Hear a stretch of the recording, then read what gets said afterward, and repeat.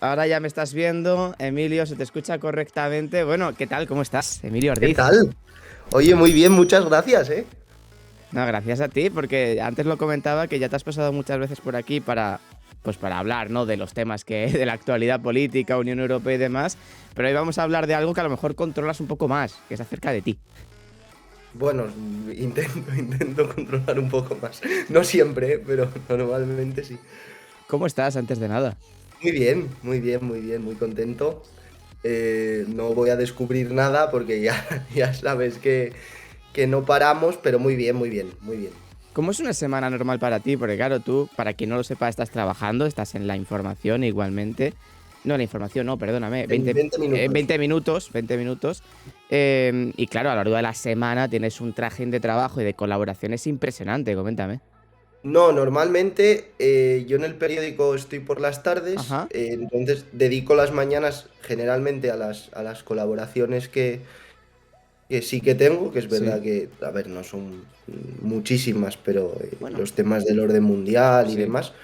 Y no hay 2 semanas iguales en realidad. O sea, sí, sí digamos en cuanto a ritmo, pero no en cuanto a contenido. O sea, estamos sujetos a la actualidad, ¿no? Y realmente, para que os hagamos una idea, hoy es martes. ¿Cómo es una Ujú. jornada de hoy para ti? Ahora tienes una colaboración, ahora estás charlando conmigo, luego creo que tienes simple política, ¿no? ¿O lo Y has... los martes Sí, grabamos la sección, digamos, o el sí. programa de asuntos europeos de Simple Política con Adrián Caballero. Sí. Y normalmente los martes suele ser un día más tranquilo porque me organizo así, quiero decir, dejo los martes y los jueves como días un poco más relajados y eso, pues por ejemplo esta semana no tengo ninguna colaboración que Ujú. entregar, no tengo ningún tema que entregar del orden mundial, así que esta semana en principio por las mañanas va a ser un poco más tranquila, pero bueno, Ya. sujeto siempre a que no nos pase nada, porque ya últimamente parece que si no es una cosa es otra. ¿Y de dónde viene tu vocación por la política? Porque para quien no te conozca, que yo creo que ya es poca gente en este canal, pero tú sobre todo eres muy experto en tema Unión Europea, lo has estudiado muchísimo en los últimos años. ¿De dónde viene esa vocación por principalmente la política europea? Por la Unión Europea yo creo que de la universidad. O sea, todos o casi todos empezamos periodismo queriendo ser periodistas deportivos. O Sí. sea, 8 de cada 10 quizá empiecen queriendo ser periodistas deportivos. A mí me pasó un poco eso, pero en tercero de carrera y a medida que me fui introduciendo un poco en los temas europeos, me empezó a interesar y me convertí en una especie de friki porque leo absolutamente todo lo que puede caer en mis manos sobre cualquier Estado miembro de la Unión Europea. Eso no siempre es bueno, Ya. digamos, porque al final genera un poco de FOMO, ¿no? De no perderte nada, de no querer perderte nada. Pero bueno, es una dinámica que sobre todo me gusta. En ningún momento me siento presionado ni obligado para hacer lo que hago. Entonces, por esa parte, genial. Pero ya te digo que empezó todo realmente bastante tarde, porque me quedaba, pues eso, año y medio para acabar la carrera cuando de verdad me empecé a interesar por la Unión Europea, porque además es algo que no se estudia Ya. antes. En España no tenemos cultura de educación en Unión Europea. Claro, y para conocer más acerca de tu historia, tú estudiaste en la Complutense, pero me quiero ir un poco más atrás. ¿Cuántos años tienes, Emilio? Ahora mismo 27.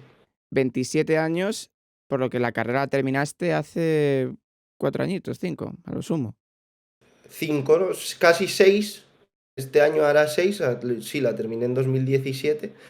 De 2013 a 2017. Y luego ya el máster En Unión en Europea. Unión Europea, que es Y un poco, digamos, el sí, impulso definitivo, por así decir. A mí, por ejemplo, sé que con esto hay mucha polémica, con sí. el tema de los másters.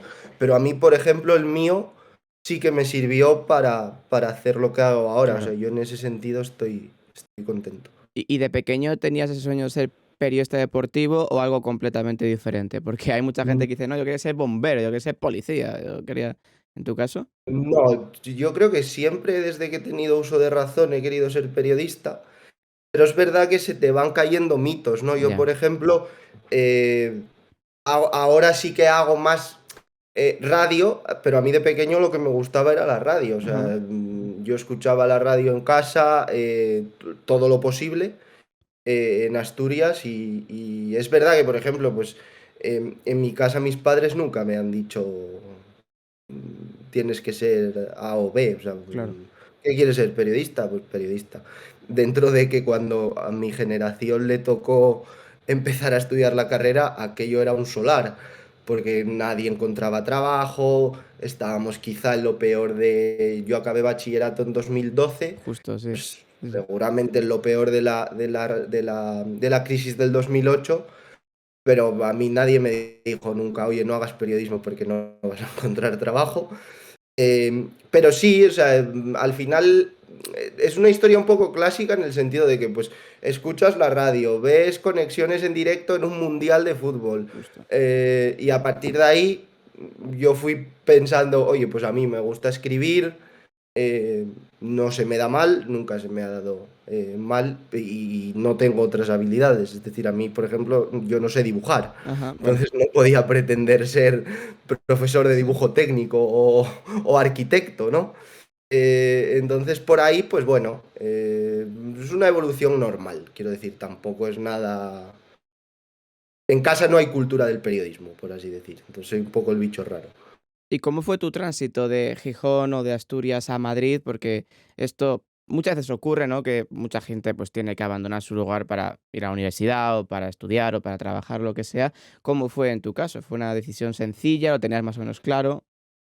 Sí, siempre me he adaptado bien a los cambios, quiero Ujú. decir, a mí cuando se me... Evidentemente, yo en el momento en el que decido estudiar periodismo, yo soy muy consciente de Ya, que en Asturias esa posibilidad no existe y que lo ideal, por así decir, es irse a Madrid. Entonces, sin más, lo asumo. Yo, o sea, yo soy de un pueblo minero donde pues la gente en realidad se va a estudiar fuera.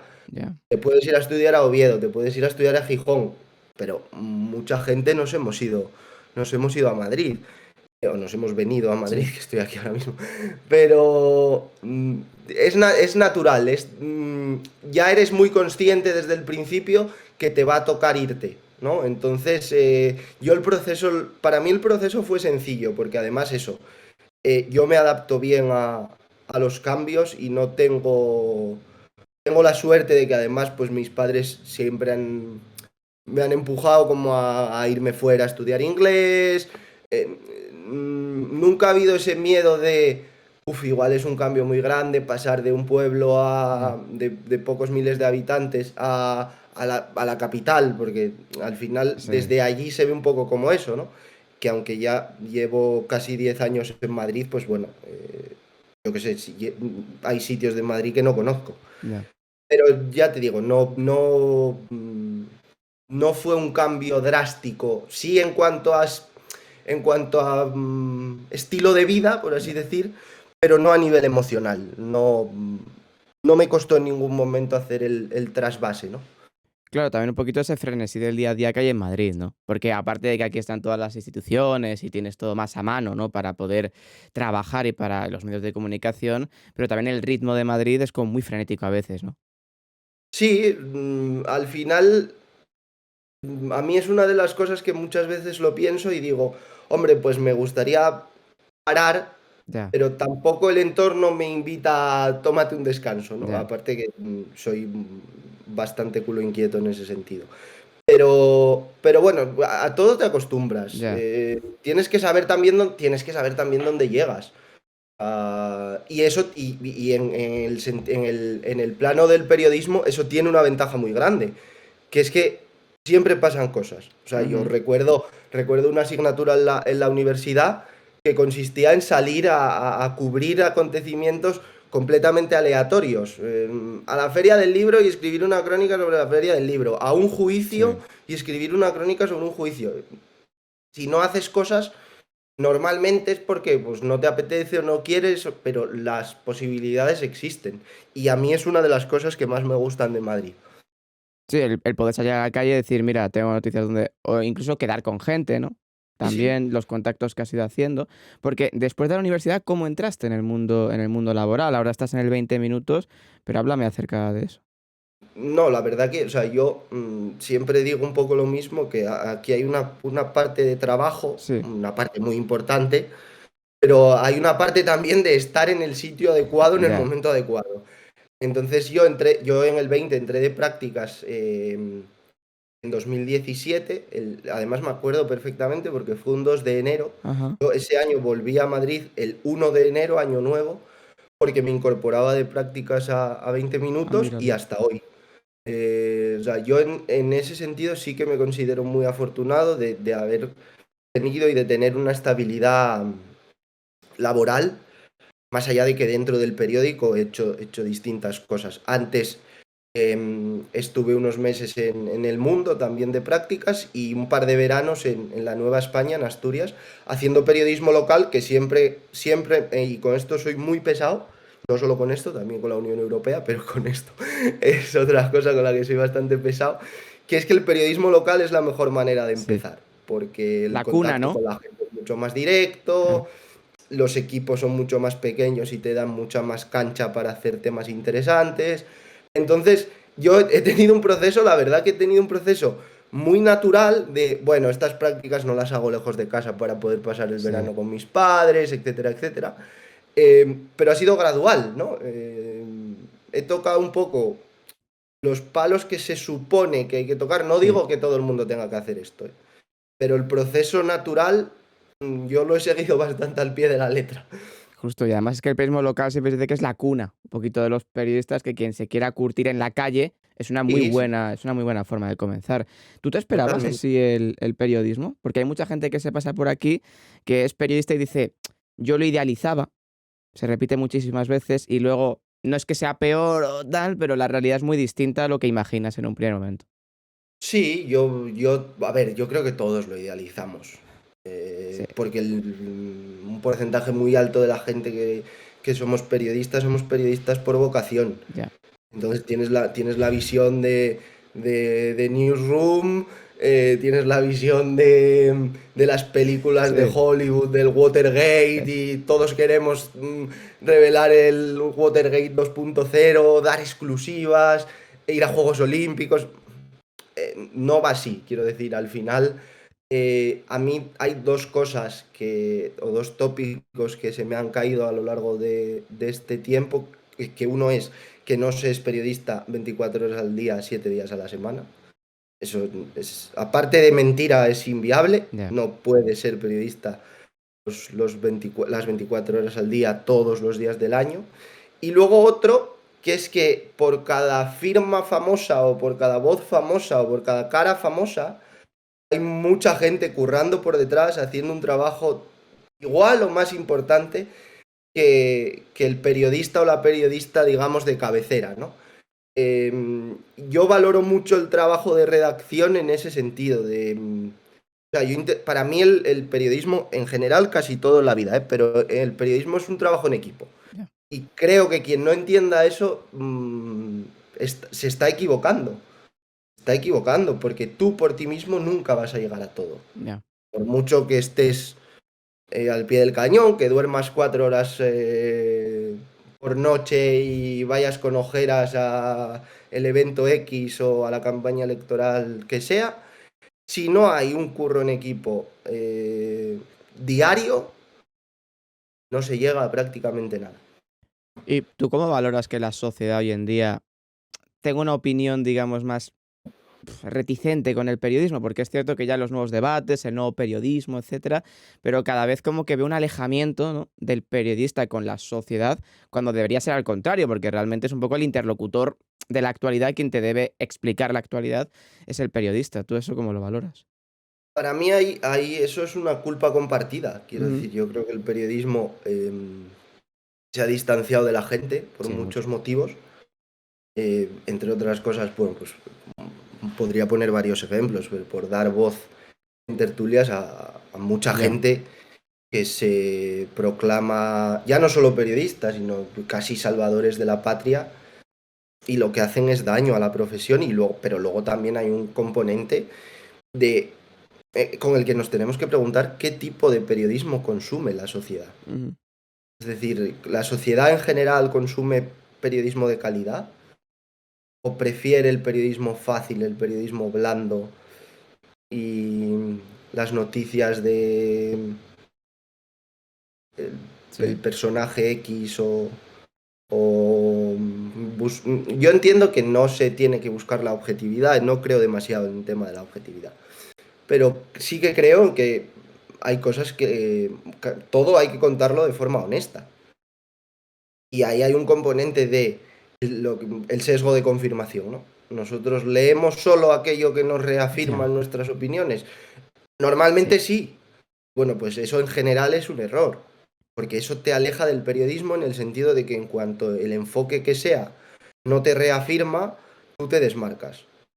Y buscas un enfoque que sí que te reafirma, lo diga un periodista reputado o una periodista reputada, o lo diga nombres que a todos se nos pueden estar viniendo a la cabeza, que bueno, pues, podría decir perfectamente. Es decir, yo lo siento mucho, pero que salga Javier Negre con su forma de hacer periodismo, bueno, con su forma de no hacer periodismo, a decir una cosa u otra y que la gente lo vea como una manera de, ah, vale, como dice lo que quiero escuchar, maravilloso. Creo que es una culpa compartida. El periodismo ha hecho y hace muchas cosas mal, pero no sé si la sociedad en general está preparada para consumir buen periodismo, que por cierto se hace a patadas en España. Es decir, sí, ¿y no crees precisamente que a la sociedad le da un poco lo mismo el consumir buen periodismo o mal periodismo? Porque yo lo que noto es que estamos yendo hacia un punto en el que cuanto más rápido mejor, para empezar, redes sociales, Twitter, TikTok, etcétera, por lo tanto me da igual la firma que sea, casi ni se mira. Y luego también que a la gente lo que tú has dicho, le interesa lo que le interesa, es decir, lee aquello que le gusta, aquello que reafirma sus intereses y que puede compartir por WhatsApp. Eso al final es un problema para la profesión a largo plazo. sí, no, pero tampoco identifico por qué. Quiero decir, no Ya, hago un diagnóstico de esto, ¿por qué lo hacemos? Porque nos interesa la inmediatez, porque no queremos sentarnos 3 minutos a leer un reportaje en profundidad, o porque somos parte de un círculo un poco tóxico. ya. Sobre todo, esto nos lleva sobre todo a la información política, ¿eh? Sí, total, claro. Y a la información política en clave nacional, Sí. porque esto en clave internacional, con la guerra está pasando algo más, y con la pandemia ha pasado, pero en clave, por ejemplo, política europea, esto no sucede de una forma tan habitual. Diría que casi nada. O sea, creo que el periodismo, y yo por eso siempre reivindico el papel de los corresponsales españoles en Bruselas. Para mí son la gente, no porque entiendo que yo aquí voy, pesa mucho la subjetividad porque también es lo que a mí me gusta y Claro. es lo que yo hago, pero creo que son los que mejor periodismo hacen. ¿Por qué? Porque aunque haya polémicas y aunque el ritmo sea muy alto, sobre todo en los últimos años, no hay la toxicidad que sí que vemos Ya, en el periodismo a nivel nacional. El tema es que yo tengo la sensación de que a mucha gente le sirve esa toxicidad. Es decir, están cómodos en esa toxicidad. Entonces, compartir bulos por WhatsApp o noticias, medias verdades o... tengo también la sensación de que es un bucle del que va a ser muy difícil salir a corto plazo y desde mi punto de vista pues me da pena. claro. Lógico, porque además, mira, hablabas de Bruselas, mira, vagamente también Karim Halal, que lo conoces bien, que ahora ya es un youtuber, que también hablamos con él a tiempo completo, y hace una buena labor de divulgación, está allí en Bruselas, y es seguido por ese contenido de la Unión Europea. Claro, yo muchas veces me lo pregunto, y digo, a lo mejor ese contenido en clave nacional, si fuera aquí desde España, sería mucho más difícil y mucho más polarizado, pero que al final, como lo tenemos más lejos, lo desconocemos, y lo explica bien también Karim, es un buen ejemplo también de esa polarización que tenemos dentro con el que la visión que tenemos de fuera, ¿no? Yo no sé si la idea y el trabajo de Sí, Karim funcionaría igual en clave nacional, no lo sé, me imagino que no lo sabrá ni él ni le interesará. Sí, Pero el caso concreto de Karim es interesante porque Karim todo lo hace muy bien. Entonces esa parte la tiene resuelta. Luego la gente que consuma lo que considere. Es ya, decir, la gente es perfectamente libre de ver a los divulgadores que considere, de leer la prensa que considere, pero eso tiene que estar sujeto a decir, oiga, esto que está usted leyendo no es verdad. O es una verdad a medias o te están omitiendo información por lo que sea. Claro, volvemos a lo mismo. Es que la labor que hace en concreto Karim es fundamental. Es fundamental, porque además Karim explica la Unión Europea de una manera que no solo es útil, sino que es entretenida. ya. Mm, Y eso no, yo diría que no lo hace casi nadie. Con la Unión Europea nadie, seguro, seguro. Por eso le va tan bien y le irá cada vez mejor. Pero el formato de Karim y la idea de explicar la Unión Europea de forma muy divulgativa, muy útil, con ejemplos, con un lenguaje que no trata a la gente por idiota, pero es perfectamente entendible, es lo que debería funcionar. Ahora, en clave nacional, mucho me temo que no funcionaría, pero ya te digo, es que creo que a él ni le interesa. Está muy tranquilo allí. Pero claro, con lo que decías también me viene a la mente, periodistas como por ejemplo tú, que luego hablaremos, que el año pasado tuviste bastante trajín, la verdad, porque se sumaron muchas cosas, pero a lo mejor no faltaría en general esa parte divulgadora, porque yo lo que imagino es que en muchas ocasiones al escribir artículos, tanto Unión Europea, política nacional, Noelia, que también la conoces, ahora está full con la economía. Claro, son artículos que a lo mejor de cara al público medio desconocemos o no entendemos del todo y nos falta como esa traducción, ¿sabes? De esto me dice que está siendo así, pero ¿qué significa? ¿Me entiendes? Que eso es la parte del divulgador, digamos que está más acompañada, ¿no? Esto que voy a decir no es una crítica, Ujú. pero yo la sensación que tengo es que el hecho de que se quiera ahora como un periodismo muy rápido, Sí, elimina del periodismo la parte divulgadora. Es decir, no justo, nos sí, sí. podemos dedicar una semana a un reportaje, ni escribir todos los días reportajes de 3.000 palabras, porque Sí, la gente no se los lee. Eso es así. Entonces, por eso esto puede ser una parte positiva, que es que lo que hace Karim y el periodismo, digamos, clásico, pueden convivir sí. perfectamente. ¿Por qué no? A mí me ha pasado muchas veces de sacar un artículo de un tema sin estar preparado, ¿eh? Que va a parecer que nos ponemos de acuerdo. No, claro, sí, sí. Pero sacar un artículo de un tema y que a los días salga un vídeo de Karim sobre ese mismo tema o un tema parecido y yo tener la sensación de, perfecto, Karim está completando lo que yo no pude contar en mi tema por falta de tiempo, porque no se puede ir muy largo el reportaje. Creo que pueden convivir perfectamente. Esto es la eterna polémica con Ibai. Es que Ibai no hace periodismo ya, pero es que las entrevistas que puede hacer Ibai durante una hora, los periodistas o no las podemos hacer, o resulta que el enfoque de la entrevista es otro diferente, o en muchas ocasiones sacamos los pies del tiesto y el entrevistado está incómodo y no nos cuenta lo que sí le cuenta Ibai. Bueno, Claro. no lo veo ni como una lección ni como un problema. Creo que es complementario. Y ese periodismo de TikTok, ¿tú qué valoración haces de que ahora ya no solo sean reportajes de 1000 palabras, sino que tengamos que resumir las noticias en 30 segundos o 45, que por el camino se va muchísima información? Volvemos a lo mismo. Es que esto, evidentemente, mucha gente puede pensar distinto a mí, pero es que Sí. las redes sociales son un complemento Ujú. al periodismo. Y yo en Twitter no hago periodismo. Ya, Porque el periodismo no son 280 caracteres. O yo no entiendo el justo. periodismo como Sí, sí. un tuit de 280 caracteres o un hilo. Pero, por ejemplo sí. Evidentemente, pues, oye, cada uno. Nunca creí mucho en el periodismo ciudadano, que se puso de moda Sí, cuando yo muchos estaba años, sí. en la universidad, y no creo mucho en el periodismo de TikTok. Eso no quiere decir que, por ejemplo, las instituciones europeas desde hace un tiempo eh, tienen una buena forma de comunicar en redes sociales.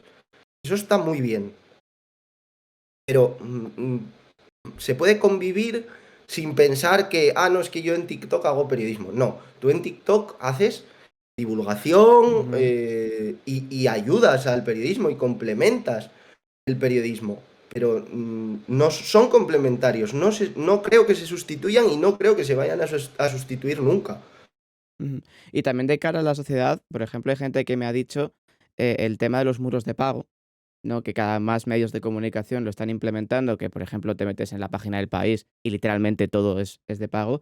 Eso también es contraproducente para la profesión, ¿no? Porque claro, es verdad que ese periodismo rápido de TikTok, en Twitch, en YouTube, lo que sea, es complementario porque realmente te puede ayudar, pero si llega un punto en el que tampoco se puede acceder al periodismo, bueno, acceder, si tienes que pagar para acceder a todo tipo de firmas, a toda clase de periodismo, no sé, como que yo veo que aquí a un medio plazo va a haber un momento de fricción, de decir, ¿qué hacemos con la información? ¿Con qué información nos quedamos? Porque las generaciones jóvenes no leen el periódico. Es una realidad. Yo en esto no sé qué decirte. Ya. Pasa el tiempo y no sé qué opinión tener sobre los muros de pago. Y pago, por Sí, sí, periódicos. sí. Claro. Pero, pero no sé qué decirte. No sé, aquí no sé si es primero el huevo o la gallina. No Ya. sé si es que hay que hacer periodismo de calidad para que la gente pague o que la gente pague para después encontrar periodismo de calidad a través de inversiones, me lo invento, de inversiones potentes, por ejemplo, en corresponsalías, que tanto el país como el mundo, no solo, pero tienen Sí. dos redes potentes de corresponsales, pero no sé qué va primero.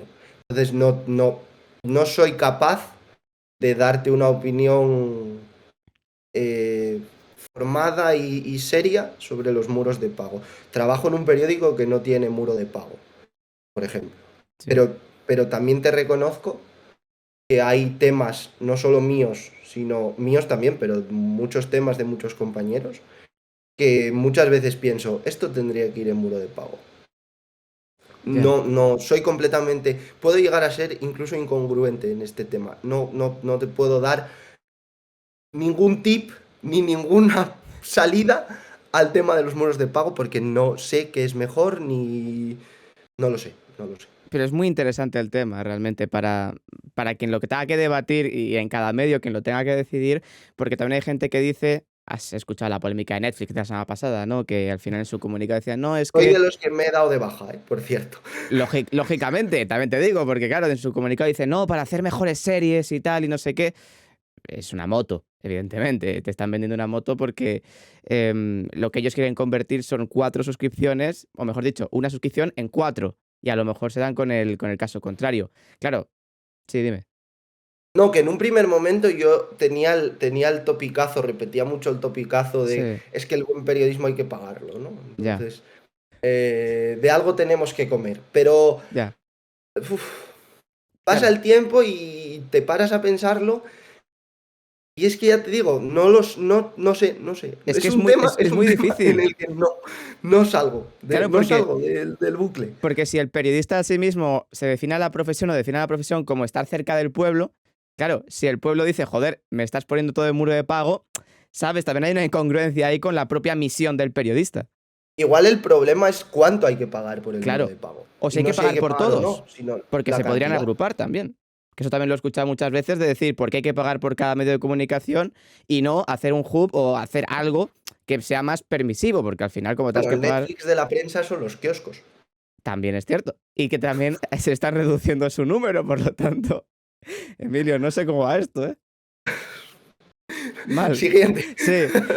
El año pasado, 2022, bueno, yo recuerdo que cuando hablamos, no recuerdo, para una de las últimas, literalmente tu frase para despedir fue: menos mal que no hay elecciones en el sur de Europa, una cosa así, porque ya estoy agotado. ¿Cuántas cosas hiciste el año pasado, Emilio? No me acuerdo. Entre No, elecciones, guerras, Unión Europea, que ahora está más viva que nunca en tema, digo, mediático con la guerra de Ucrania. me Macho, acuerdo de dos cosas, que es que la caída del gobierno de Draghi me pilló en Italia y la dimisión de Boris Johnson me pilló fuera también. Me pilló de vacaciones, me pillaron de anda pues. vacaciones las dos Sí, cosas. Eh, pero veníamos ya de finales de 2021 con las elecciones alemanas. sí, sí, sí. Y es verdad que por fecha se nos juntaron varias cosas, se nos juntó Francia con Hungría Sí, en un sí, mes sí. de abril que fue un poco caos, pero luego Reino Unido no nos dejó respirar tampoco y tuvimos Italia también. Bueno, y tuvimos Y Portugal, que tuvimos yo las Portugal. elecciones Sí, de Portugal tengo una anécdota muy, muy friki del periodismo, que es que las últimas semanas, los últimos días de campaña, íbamos con unas encuestas súper igualadas. sí, sí, sí.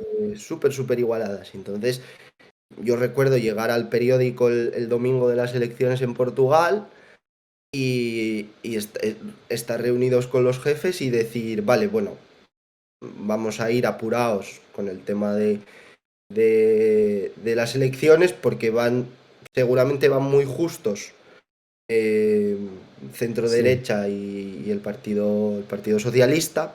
Entonces, hasta última hora no vamos a tener el resultado. Dábamos todos por hecho que Antonio Costa no iba a ganar ni siquiera fácil. Y yo dejé la crónica escrita. Yo escribí la crónica con un enfoque mal hecho. Nunca, nunca hagáis ya. crónicas de Pero se hace, elecciones ¿eh? Se hace, se hace. y- sí, Se sin hace. tener medianamente claro el resultado. Y a las 2:30 de la mañana, era una cosa un poco loca, eh, estaba el Partido Socialista a un escaño de la Sí, mayoría absoluta. sí, Y sí. recuerdo que tuve que cambiar toda la crónica ya desde casa. O sea, fue como esto es el colmo ya. Tantas elecciones. Pero sí, tuvimos momentos. A ver, es que yo me lo paso muy bien, entonces Se no nota, me ¿eh? vas a ver quejarme, pero fue un año intenso y 2023 va a ser intenso también, lo que a partir sobre todo de junio va a empezar a ser complicado también, pero bueno, no sé, yo creo que empezó todo, se prendió la mecha con las alemanas Total. Sí, sí. A y finales a del partir 21. de ahí, Sí, porque además yo creo que el año pasado se puede resumir, siempre lo recuerdo porque me hizo mucha gracia, una story que subiste un lunes, que dijiste, es lunes y dimite Boris Johnson, Dios sí que castiga dos veces. Claro, para mí sí, ese es sí, el resumen de 2000, tu 2022, macho.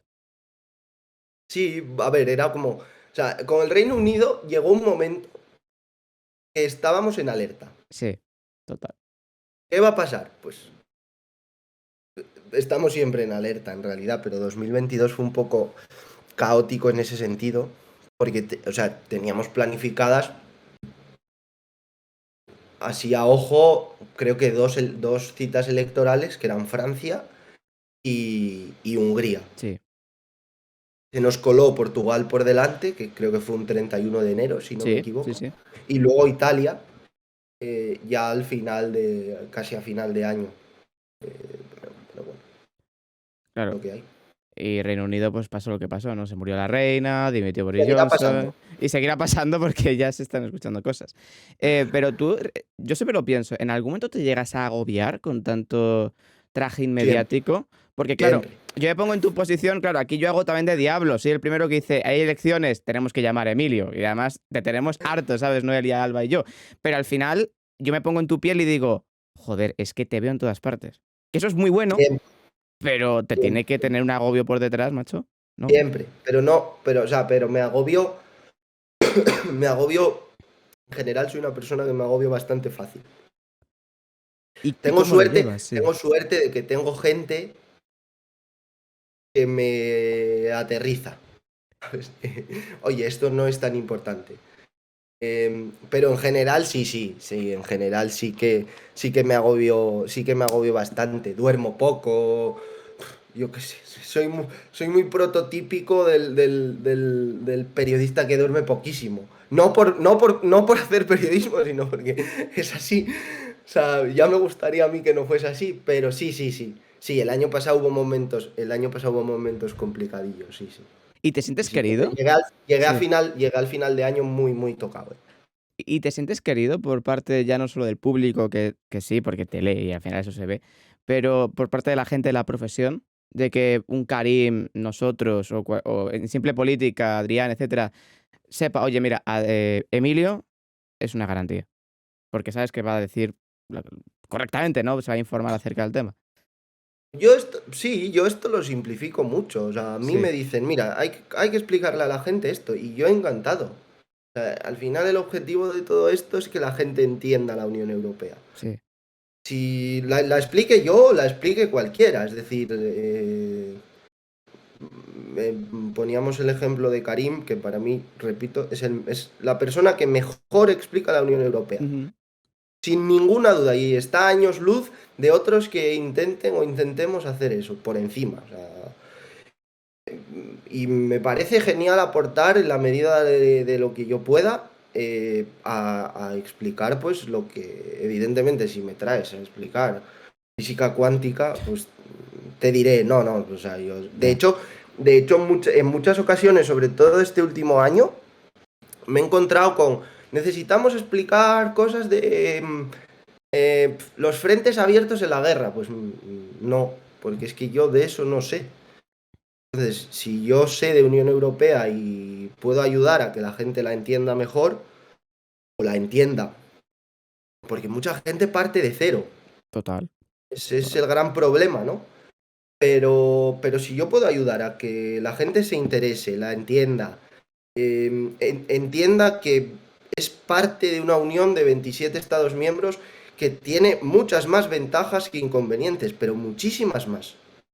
Es verdad que los problemas hacen mucho más ruido, pero la Unión Europea tiene muchas más ventajas que inconvenientes. Y si yo puedo ayudar a explicarla, pues bienvenido sea, siempre que pueda, pues, estaré donde pueda ayudar, y ya está. Tampoco, ya te digo, no lo que puedo hacer en redes, o lo que puedo hacer cuando vengo contigo, o en el podcast con Adrián, no es algo que diga como un trabajo.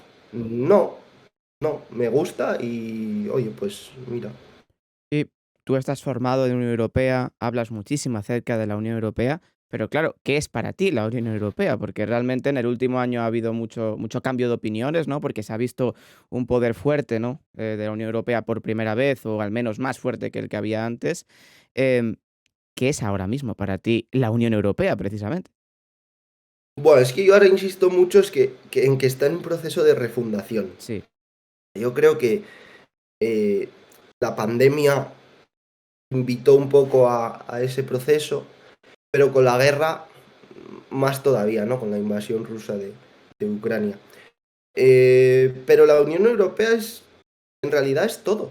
Mm, No recuerdo el porcentaje de memoria, pero eh, muy alto. No voy a decir un número por no equivocarme, pero un número muy alto de la legislación que se aprueba eh, a nivel de la Unión Europea eh, acaba en nosotros. claro. Es decir, las leyes que tenemos, o las normas que tenemos, en un porcentaje muy alto, se aprueban en Bruselas o en Estrasburgo. Eh, entonces es todo. Y es un proceso, es un proyecto que no va a estar acabado nunca. No va a llegar un momento en el que digamos, ah, no, con esto ya no hay más que hacer. ¿Por qué? Porque, por ejemplo, en 2008, 2009, 2010, ¿quién pensaba que se iba a emitir deuda común para financiar una crisis? ¿Quién pensaba que iba a haber una compra común de material sanitario para hacer frente a una pandemia? Decía Jean Monnet que la Unión Europea evolucionará a partir de las crisis y de las respuestas que dé a esas crisis. Es quizá la mayor verdad sobre la Unión Europea que yo he leído siempre. Eh, y en realidad no me gustaría que fuese así. Tendría que haber mucha más iniciativa, sin necesidad de, cuando Cuando vengan vacas gordas y todo esté bien, que esperemos que sea pronto, bien, nada va a estar 100% bien Sí. nunca. Pero bueno, en un momento que venga un momento de estabilidad, sí que me gustaría que ese momento de estabilidad sirviera para que la Unión Europea progresara motu propio, no porque te invita a un problema eh, X, ¿no? Una pandemia, una invasión de otro país. Pero la Unión Europea para mí es todo, es la base de todo. Y en el último año, ¿tú has visto peligrar en algún momento la unidad en la Unión Europea? Porque yo lo he leído muchas veces, ¿no? La posición de Hungría, por ejemplo, con el tema bueno, de la invasión rusa de Ucrania.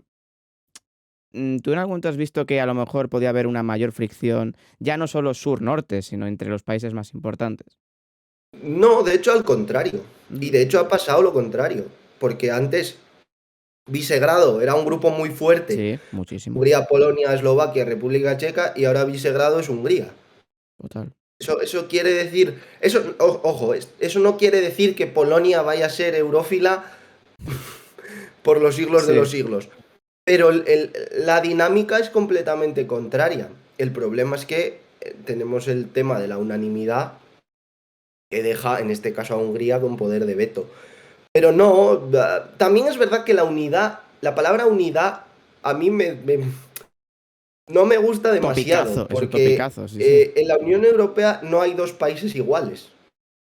Esto es una cosa, esto es un proyecto de contrapesos y entonces, pues ahora el eje franco-alemán está peor, digamos, Sí, pero aumenta el peso de los bálticos o el sur, antes nos llamaban los pigs, efectivamente. cuando hay una frase mítica, estamos en horario infantil, Sí. pero hay una frase mítica del que era presidente del Eurogrupo, de Dijsselbloem, que en la crisis de 2008 dijo que los países del sur se gastaban el dinero en alcohol y en mujeres. El relato Sí, sí. importa, pero ahora ya ves al sur como una opción para resolver en la medida de lo posible la crisis energética. España está fuerte a ese nivel. Italia está llegando a acuerdos con Argelia también para ser una especie de hub energético. Francia parece que va entrando en vereda con el tema del hidroducto o gasoducto. Entonces, la unidad es un poco relativa siempre, ¿no? Ya. Estos son contrapesos y hay debates que marcan más unos países que otros y va cambiando, ¿no? ¿Y crees que de cara a la gente esto se va a mantener en el tiempo? Es decir, una vez que termine la invasión, que esperemos que algún día termine, ¿no? Pero ya estamos habituados a vivir una constante incertidumbre, pero porque claro, también hay gente que dice, a ver, es muy oportunista de decir, no, sí, Unión Europea, tal, a tope, tal, porque es como las elecciones, cuando ocurren nos interesan a todos y demás, pero luego la gente se termina olvidando. ¿Tú crees que realmente esto puede marcar un antes y un después en lo que es la percepción de la Unión para la gente? Todo dependerá de si se mantiene la estrategia actual, ¿no? El plan actual Sí, de tomar más medidas en común, de ya no solo eh, introducir a más países en el bloque, que eso es muy complicado, pero sí tener cerca, porque eso se puede hacer, pero tener cerca pues, a los países de los Balcanes occidentales, sí, a Moldavia, eh, ser un, tener un poder de influencia diferente al que tengan Estados Unidos sí. y Rusia y China. Yo creo que se puede hacer, sin que sea un poder blando, pero sí, vamos a llamarlo un poder más diplomático, ¿no? Ujú. Con proyectos interesantes dentro del mercado común. Si la idea es esa, yo creo que se va a mantener en el tiempo. Si volvemos a... No, no reformamos las reglas fiscales, no, esto en común no, porque no me interesa. Si volvemos al sálvese quien pueda, pues volveremos a la percepción que había en 2010, Justo, sí, sí, que el 57 o el 58% de los italianos se querían ir de la Unión Europea, por ejemplo. justo. Y Sí. Reino Unido se fue, por muchos motivos, no solo ese, pero... Mm. ¿Y cuál ha sido para ti tu mayor reto a nivel profesional? Que digas algún tema, algún ámbito que lo quisieses encarar, sea de Unión Europea o no, y dijeses, esto me ha costado la vida. Porque no es fácil, hay temas que son bastante complicados, porque claro, luego lo leemos en un medio y queda muy bonito y tal, pero hay temas que llevan su tiempo, ¿eh? En general los temas económicos me cuestan mucho. Sí. En general los temas económicos me cuestan mucho y, por ejemplo, con el tema de la energía me he tenido que poner en serio para entender muchas cosas. O sea, en realidad es una parte buena, ¿no? De cubrir la Unión Europea, que es que constantemente aprendes cosas. Mm, Constante. Yo las reglas fiscales, por ejemplo, no las entendía y todavía me cuesta. ya. Pero sé que va a ser un debate, o espero que vaya a ser un debate importante a corto o medio plazo, y tienes que estar. Y eso al final te forma, ¿no? Indirectamente, porque es algo que tienes que explicar a la gente. Primero te tienes que enterar tú, o Claro. sea, esto no es ciencia infusa. ¿Y tú sueles pasarle tus artículos a tu gente de confianza? Mm, Quizá no enteros, pero sí, sí hay trozos que sí, ¿Y tienes un hay una comité? hay una persona en concreto que me corrige y esto mejor así, y, ¿Y cómo y encajas las claro, críticas? O las críticas, las mejoras, porque hay gente que no las encaja muy bien. no, en general, a ver, las constructivas bien, los insultos que alguno hay Hombre, pero que en, tu gente de confianza no te insulte. en Habla redes, de tu no, pero círculo. no, con la gente de confianza bien, bien. Y trato de aplicar siempre los consejos que me dan, aunque soy bastante cabezón, ¿eh? Me tienen ¿Sí? que repetir esto mejor así. Y de primeras igual no paso por el aro. Pero acabo pasando. Sí, sí, sobre todo si confío en el criterio de la persona que me ayuda, que suele ser el 100% de las veces, porque para eso recurro a esa persona. Aplico los consejos y hago los cambios me- que me propone, por así decir. No, igual no todos. eh, Ya reculas, ¿eh? suelo Ya, dejar un poco, suelo dejar un poco de margen, pero no, en general, soy una persona que se enfada muy poco, muy, muy poco. Muy raro que me enfade, y eso hace que las críticas, pues bueno, pues yo qué sé. Claro, porque también, ya no gente de tu confianza, pero ¿por redes te dan mucha caña o no? Pero claro, yo al final, yo creo que no, ¿no? Yo no tengo esa No, perspectiva. para nada, para nada. Tampoco me meto en muchos berenjenales, ¿eh? Ya. Pero claro, es que al Creo. final, en el último año has tocado temas que son muy sensibles, ¿no? Porque el tema Unión Europea, sobre todo, ha crecido muchísimo. La guerra aplicada a la Unión Europea, entiendo que a lo mejor habrá gente que está a favor o en contra, pero tú estás en un perfil bastante acurate, la verdad. Mira, mi especialización es en el estudio de los movimientos euroescépticos y los populismos, ¿vale? Ahora ya no hay euroescepticismo de izquierdas, prácticamente ya no existe. Y trato de pisar poco el euroescepticismo de Sí. derecha radical. En redes sociales sobre todo. Sí que escribo temas sobre ello y sí que leo bastante sobre el tema, pero es un terreno que no piso en redes sociales porque sé lo que me puedo encontrar. Entonces, lo que no se escribe no existe y me evito posibles problemas. ¿Y cuáles son los temas que más te gustan acerca de escribir? Ya no que lo hagas porque sea el momento, etcétera, pero tú digas, mira, esta clase de temas realmente a mí me apasiona. A lo mejor luego no tienen tanto eco mediático, pero a mí me llenan como periodista. Me gusta mucho el tema de la ampliación de la Unión Europea Ajá. y no es algo que venga de lejos, ¿eh?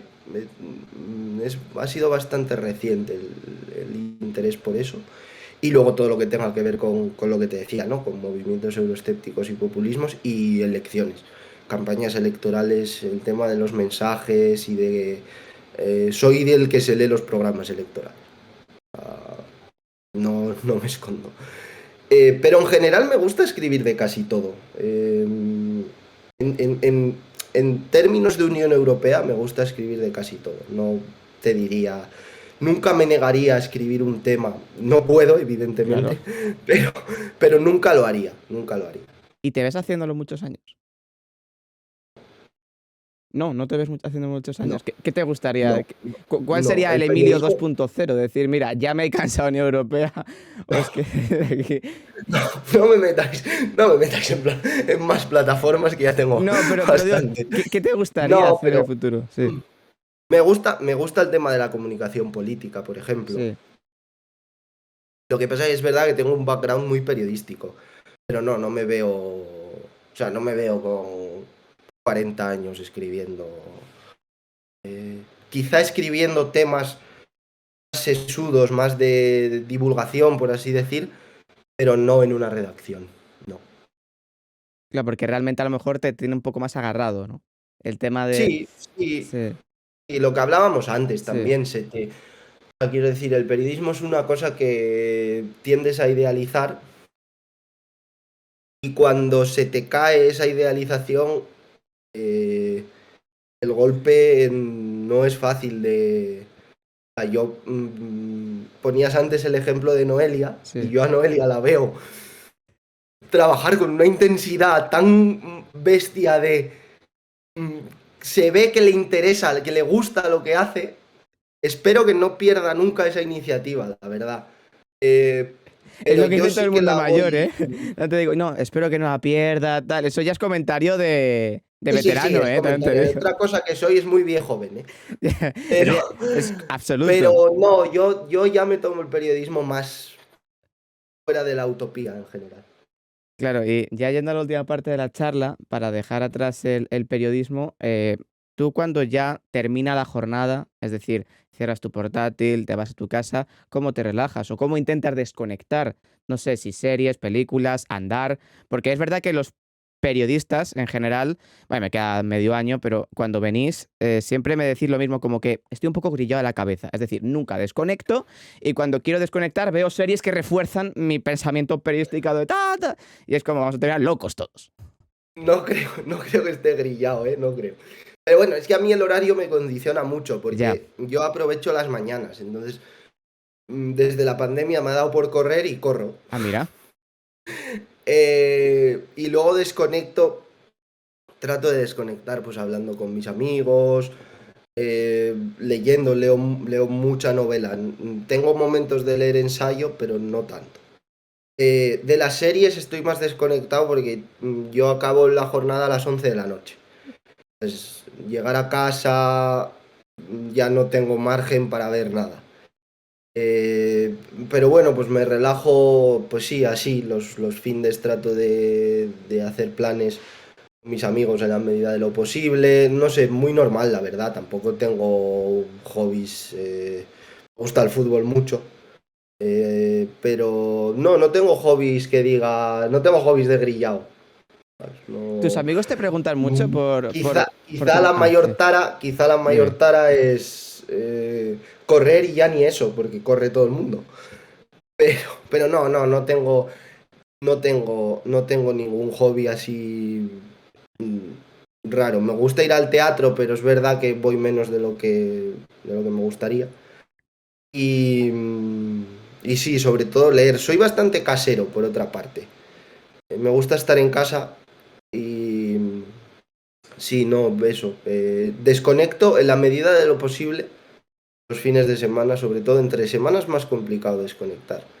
Joder. Pero bueno, desconecto a mi manera, también te digo. Sí, bueno, Mientras no sienta la necesidad de desconectar del todo, no lo haré. Cuando la claro. sienta, pues sí. Y le sumas que los domingos sueles haber jornada electoral, por lo tanto descansas un día a Sí, la sí, semana y la por eso. jornada previa estás preparándolo del domingo, por lo tanto. Mira, me hablabas de tus amigos. ¿Tus amigos te preguntan mucho acerca de Europa, eso, o prefieren No. mejor, ¿no? Bueno, Ah, espera, bueno, a perdón. ver, es que claro, hay momentos con según qué gente eh, con la que no salgo mucho del bucle Sí. también. Tengo amigos y personas cercanas y personas importantes, o que yo considero importantes, que son también un poco del círculo, ¿no? Pero no, en general no. En general trato de evitar tema Unión Europea cuando estoy por ahí. ¿Y cuáles son tus referentes en la profesión? Tanto gente con la que hayas trabajado o que admires. Eh, es difícil porque es que, por ejemplo, ahora mismo no, desde hace tiempo, creo que el mejor periodista que hay en España es Aimar Bretos. Ajá. No, es que no tengo ninguna duda. Pero luego tengo muchos referentes, como te decía antes, a un nivel más bajo, ¿no? Creo que, por ejemplo, no es muy conocida, pero y si me escucha decir su nombre aquí, me matará, pero hoy no la voy a ver. En 20 minutos hay una periodista que es además compañera de sección de última hora y de temas, digamos, más inmediatos, que es África Albalá. Ujú. África escribe todo lo que le pidas escribir a un nivel espectacular. O sea, sabe hacer absolutamente de todo. Y todo lo hace bien. Y en cambio no es conocida. O sea, su firma, pues evidentemente, aparece en 20 minutos. Pero y luego, por ejemplo, comparto sección, que no está Sí. constituida como tal, pero en el 20 comparto sección con Carlos Palomino, que también colabora en el orden mundial, que me parece, o sea, es un cerebro eh, privilegiado. Yo los referentes que tengo están en Bruselas.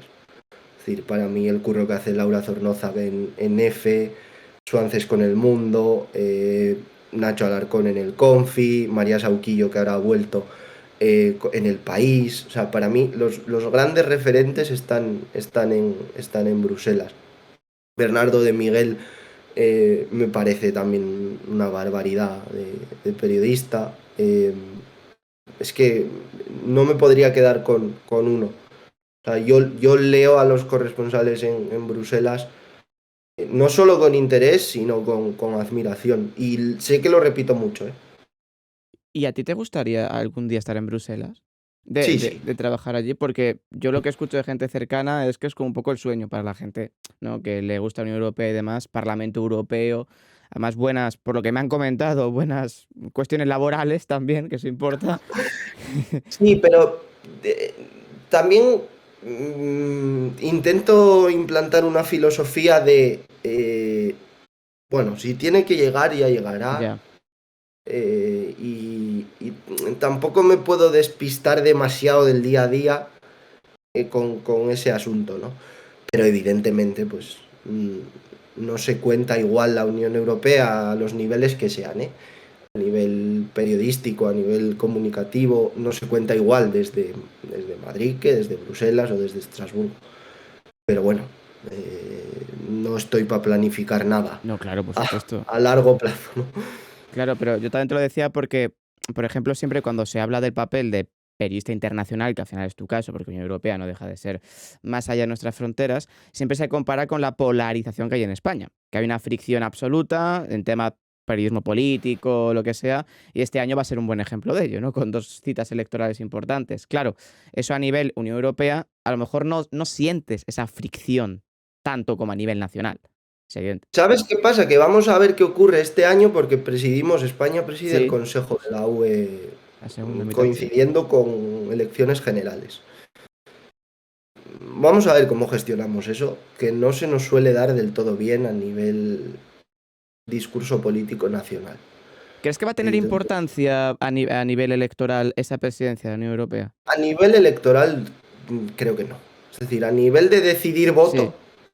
creo que no. ¿Y a la hora de sacar O que pecho? no, o sea, Sí. es inocente pensar que porque el gobierno actual esté haciendo un buen trabajo en Bruselas o porque el que llegue, sea el mismo o sea uno, pues liderado por el PP, haga un buen trabajo en Bruselas, eso va a mover voto.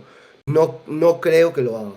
No creo que lo haga. No creo que, o sea, aunque la sensación en nuestra burbuja sea que sí, eh,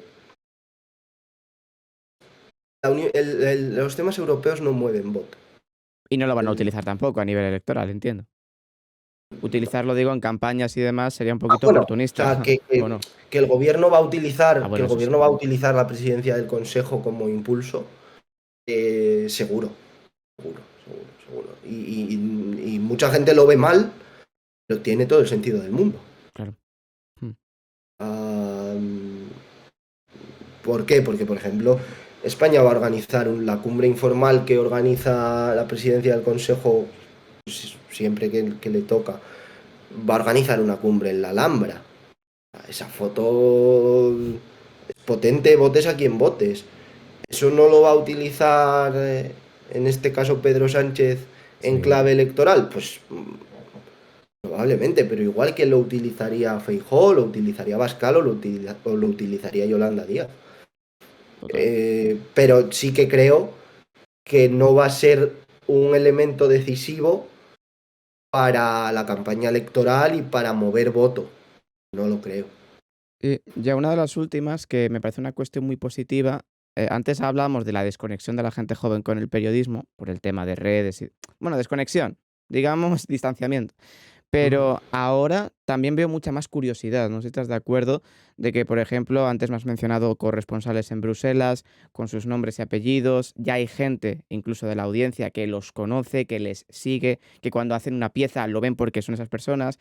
Esa curiosidad, sobre todo con el prisma internacional, yo creo que va en aumento, ¿no? Ya no solo por temas de divulgadores como Karim, sino porque realmente hay cada vez más gente joven a la que le interesa y dice, oye, yo quiero divulgar acerca de esto, quiero ser o simplemente me quiero informar. Medios como el Orden Mundial, que tú colaboras allí, también medios nacionales. Eso es un atisbo de optimismo, por lo menos, ¿no?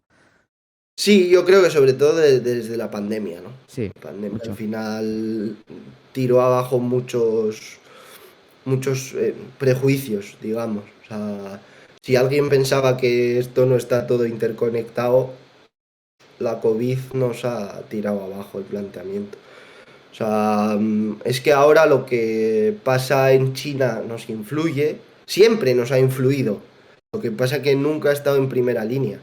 Lo que pasa en Bruselas nos influye, lo que pasa en Washington nos influye, vaya si nos influye. Joder, sí. Eh, entonces, el hecho de que esté todo interconectado también despierta un interés por saber qué pasa en otras partes del mundo y si encima hay gente que lo cuenta muy bien, que es el caso de los periodistas españoles, pues con más razón.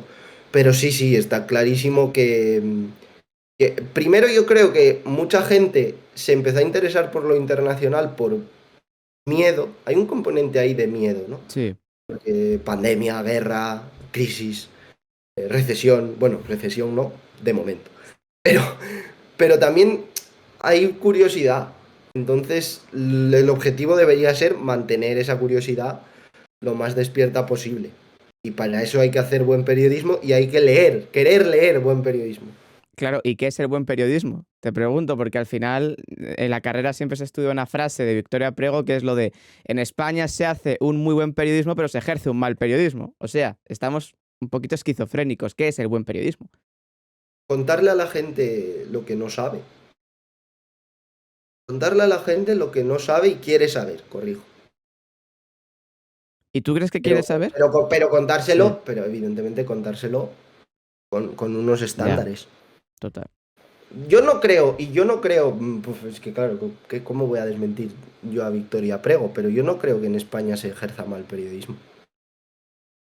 Claro, yo creo Lo que que pasa es que tiran sí, justo. los que ejercen mal el periodismo tienen un espacio mediático muy alto, Sí.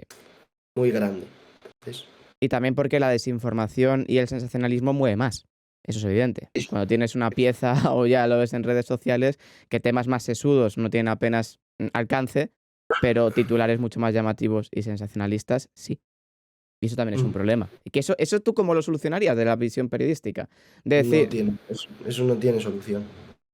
y es un, es un Eso no problema. tiene solución porque tú a la gente no le... O sea, yo he llegado a la conclusión de que tú a la gente no le puedes imponer lo que tiene que leer Total. Ujú. o lo que tiene que escuchar. Totalmente. Tú le puedes ofrecer a la gente. Entonces, esto es como si yo te doy un, un plato de fabada. Voy a tirar para casa. Sí, tira, tira para casa. Un plato de fabada o una loncha de mortadela con aceitunas artificial.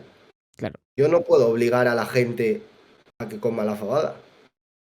Aunque yo sepa y tenga clarísimo que la fabada es mejor que la mortadela con aceitunas industrial, yo no puedo decirle a la gente, cómete la fabada y no te comas la mortadela. Pues esto es igual.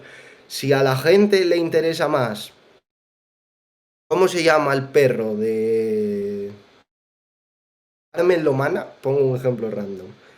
¿Cómo le voy a decir yo a la gente? No, no, es que no te puede interesar cómo se llama el perro de Carmen Lomana. Te tiene que interesar ¿Qué ha dicho el vicecanciller alemán sobre la reforma de las reglas fiscales? Tío, no puedo, eso no puede ser. O sea, ese proceso no es así. Entonces no, es imposible. Ya, Es imposible cambiarle el cerebro a la gente y adoctrinar a la gente en léete solo el periodismo duro y el periodismo friki. No puede ser. Entonces ese problema no tiene una solución. totalmente. Sí, además hay mucho vicio también por parte del periodista de querer inculcarlo. Es como, bueno, a la gente le gusta lo que le gusta, ¿no? Mira, te voy a Claro. hacer ya la última, pero Adrián Caballero, que ahora vas a estar con él, dice, por experiencia, la comunicación política también se idealiza y luego te das cuenta de que no es el ala oeste de la Casa Blanca. Ah, tú no, todo se idealiza. En esta vida se idealiza absolutamente todo. Ca- Pero dejadme idealizar. Claro, te iba a decir, joder. No me hagáis comerme la mortadela. Dejadme idealizar. Oye, te quería preguntar otra cosa antes. Tú eres del Sporting, ¿verdad? Sí, ¿Cómo llevas ese no me saques sentimiento? ese tema, por favor. Te lo saco, te lo saco. Tú eres muy del Sporting, además. Muy del Sporting, sí, sí. Háblame acerca de eso. Pues De tu sentimiento. en casa, al campo con mi padre. Bueno, ahora menos, pero al campo con mi padre, los partidos con mi padre. En casa. El sufrimiento, pues chico, ¿qué te ¿Y voy qué a contar? significa para ti el Sporting, el Molinón? Porque es uno de los equipos, para la gente que no lo conozca de Latinoamérica, además, es uno de los equipos como históricos de fútbol español. El Molinón es un campo puro fútbol que además se El mantiene más como. antiguo de España, el más Sí, antiguo de España.